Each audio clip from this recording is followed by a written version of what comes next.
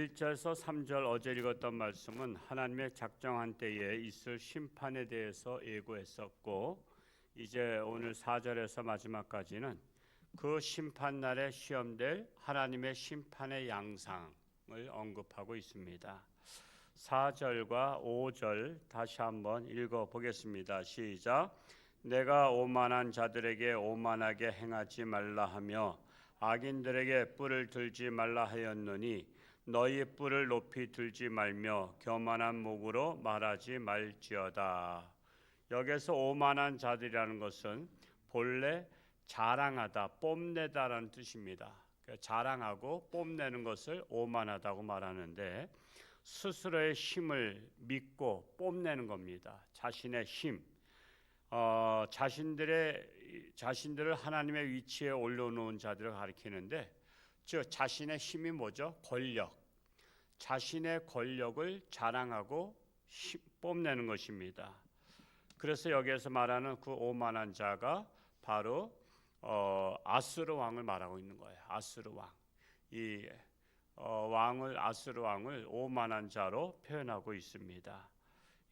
그때 사네립이라고 하죠. 사네립 왕을 말하고 있는데, 이 악인들에게 뿔을 들지 말라.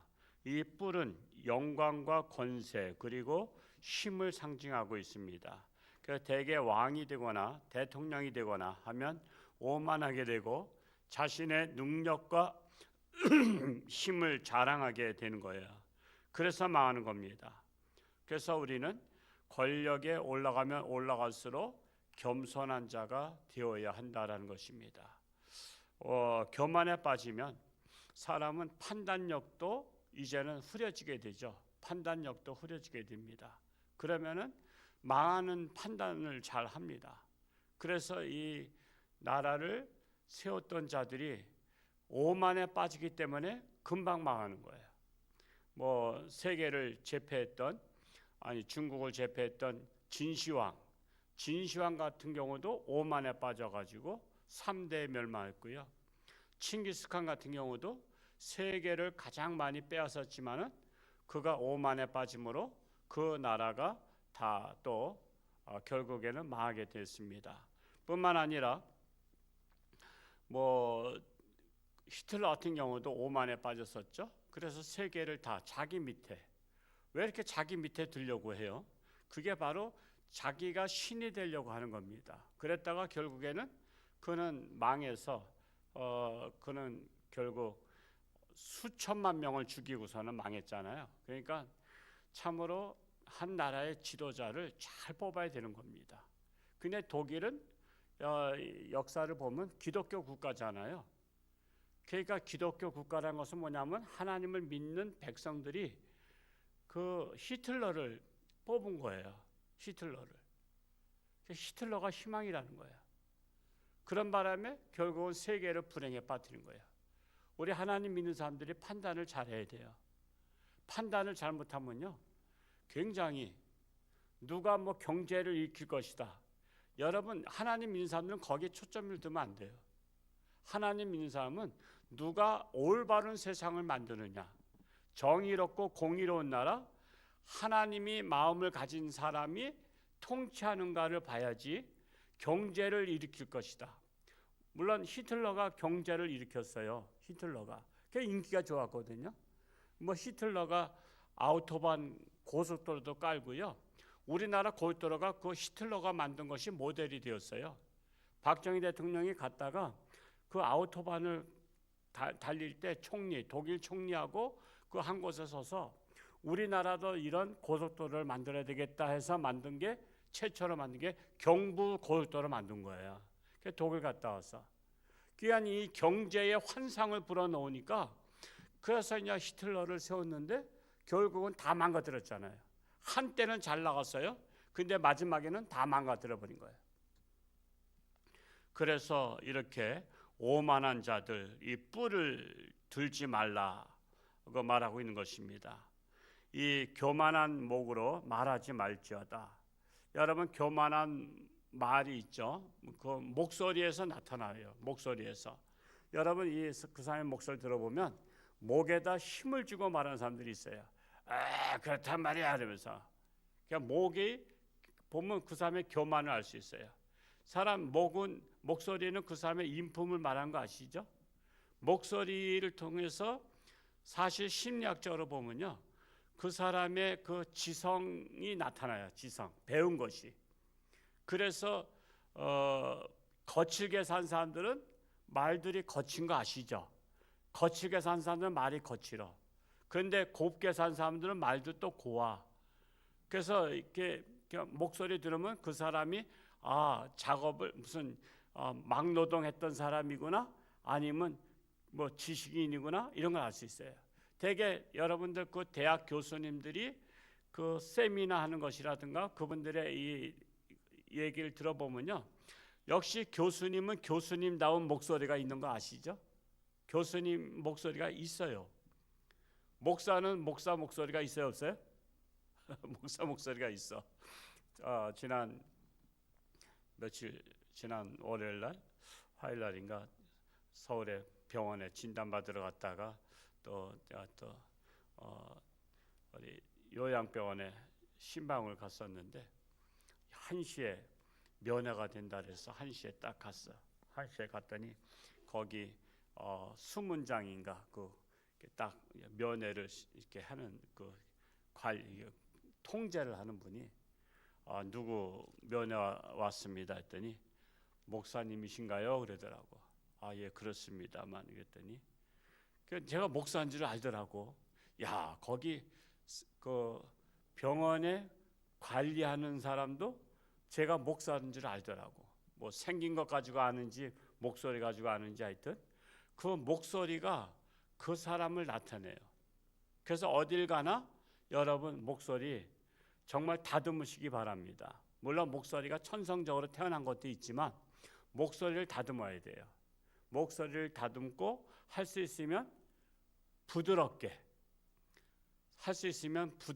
앙칼진 목소리 하지 말고 할 수 있으면 부드럽게 해야 우리가 그런 마음에 그 우러나오는 상태를 말할 수 있습니다. 그래서 이 목소리 또한 다른 말로 표현하면 자신의 인격이라고 말할 수도 있는 것입니다. 6절과 7절 말씀 읽어볼까요? 6절 7절 시작. 무릇 높이는 일이 동쪽에서나 서쪽에서 말미암지 아니하며 남쪽에서도 말미암지 아니하고 오직 재판장이신 하나님의 일을 낮추시고 저를 높이시느니라. 이 세상 그 누구도 스스로를 높이거나 구원할 수 있는 권세를 갖지 못했다라는 거예요. 자기를 높인다고 해서 높아지는 게 아니다라는 거예요. 오직 그 같은 권세는 하나님께서 높여주셔야 높아지고 한다는 것입니다.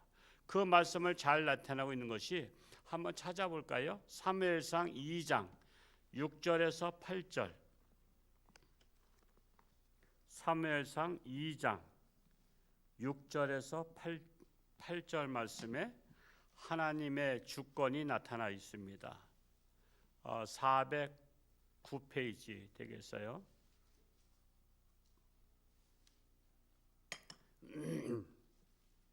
사무엘상 2장 6절에서 8절 같이 한번 읽어보겠습니다. 시작. 여호와는 죽이기도 하시고 살리기도 하시며 수월에 내리게도 하시고 거기에서 올리기도 하시는도다. 여호와는 가난하게도 하시고 부하게도 하시며 낮추기도 하시고 높이기도 하시는도다. 가난한 자를 진토에서 일으키시며 빈궁한 자를 거름더미에서 올리사 기적들과 함께 앉게 하시며 영광의 자리를 차지하게 하시는도다. 땅의 기둥들은 여호와의 것이라 여호와께서 세계를 그것들 위에 세우셨도다. 우리가 높고 낮은 거, 부하고 가난한 거 다 하나님께서 하신다는 사실입니다. 하나님께서. 그러니까 우리가 내가 높아지려고 하면 안 돼요. 내가 높아지려고 하면 교만에 빠져요. 그냥 나는 내 할 일을 하는 거예요. 내가 내 할 일을 묵묵히 하면 하나님께서 보시고 높일 자는 높이시고 낮출 자는 낮추시는 거예요. 그게 바로 하나님께서 이 세상을 통치하시는 하나님의 그 뜻입니다. 그래서 우리가 항상 하나님의 뜻을 잘 아는 게 중요하시다. 그래서 오직 판단은 하나님이 재판장이 되신다 말씀하고 있는 것입니다. 8절에서 시편 75편 8절에서 10절까지 읽고 마치겠습니다. 시작. 여호와의 손에 잔이 있어 술거품이 일어나는도다. 속에 섞은 것이 가득한 그 잔을 하나님이 쏟아내시나니 실로 그 찌꺼기까지도 땅의 모든 악인이 기울여 마시리로다. 나는 야곱의 하나님을 영원히 선포하며 찬양하며 또 악인들의 뿔을 다 베고 의인의 뿔은 높이 들리로다. 결국 하나님이 심판하신다라는 거예요. 하나님이 지금 아수르가 유다를 쳤어요. 그리고 멸망하고 그 나라가 심판하는 것 같지만 결국에는 하나님께서 인생 채찍으로 들어서 유다를 쳐요. 근데 유다를 치지만 결국에는 유다를 쳤던 그 아수르를 또한 하나님께서 치십니다. 여러분 자녀들이 잘못했을 때 막대기를 들었어요. 막대기를 들었었는데 그리고 막대기로 우리 자녀들을 종아리를 때리고 나서는 이 막대기를 기념으로 다 잘 보관해요? 아니면 버려요? 막대기는 버리는 거야. 막대기는 버려. 그래서 하나님은요 인생 채찍으로 다 쓰는 하나님이셔요. 예를 들어서 우리 남한이 잘못하면 하나님은 저 북한을 통해서 우리를 칠 수도 있어요. 그 하나님의 징계란 말이에요. 무조건 나쁘다고만 말할 수 없어. 여러분 어린아이가 잘못했는데 그 막대기로 희초리 때린다고 해서 막대기가 나쁜 게 아니야. 막대기를 들어쓰는 부모가 계시단 말이야. 그것처럼 북한을 들었을 수도 있고 중국 들었을 수도 있고 뭐 러시아를 들었을 수도 있고 어떤 나라를 들었을 수도 있어요. 그렇기 때문에 우리는 항상 우리 옆에 막대기가 있는 거예요. 막대기가. 그 북한이란 막대기, 중국이란 막대기. 그래서 우리는 막대기를 잘못했다고 말하기보다는 내가 올바른 길로만 가면 그 막대기는 들었을 이유가 없어. 막대기를 들었을 이유가 없어. 아버지가 희철을 만들어놨어. 1년 내내 안 써. 왜 안 써? 아들이 매맞을 짓을 안 해. 아들이 너무 착한 거야. 그러면 희철이는 만들어놨지만 쓸 이유가 없는 거야. 그것처럼 우리 주변에 악한 자들이 있어. 근데 그 악한 자를 하나님이 안 들어 쓰는 이유는 심판을 받을 만한 그 악행을 하지 않으면 하나님은 그냥 옆에다 둘 뿐이지 우리를 심판하지 않는 거예요. 그런데 막 또 악인을 통해서 막 자꾸만 괴롭혀.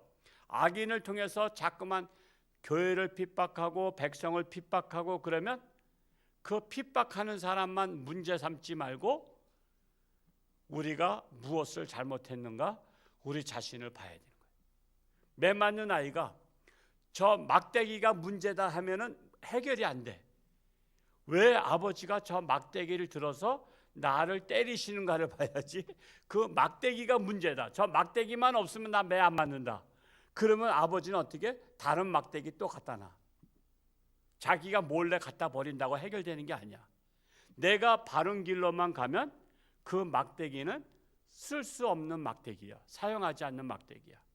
그것처럼 우리는 항상 주변에서 개별적으로 나를 괴롭히는 사람 아니면 나라에서 억압하는 사람 아니면 다른 나라가 이렇게 있을 때 개별적으로 내가 잘하면 되고 우리 나라에서 정신 차리면 되고 우리는 그 원리를 깨달아야 된다는 거예요. 그래서 하나님은 높이기도 하고 낮추기도 하시고 심판하시기도 하시고 또 다시 일으키시기도 하시는 하나님이신 것을 우리 깨닫는 우리 모두가 될 수 있기를 축복합니다.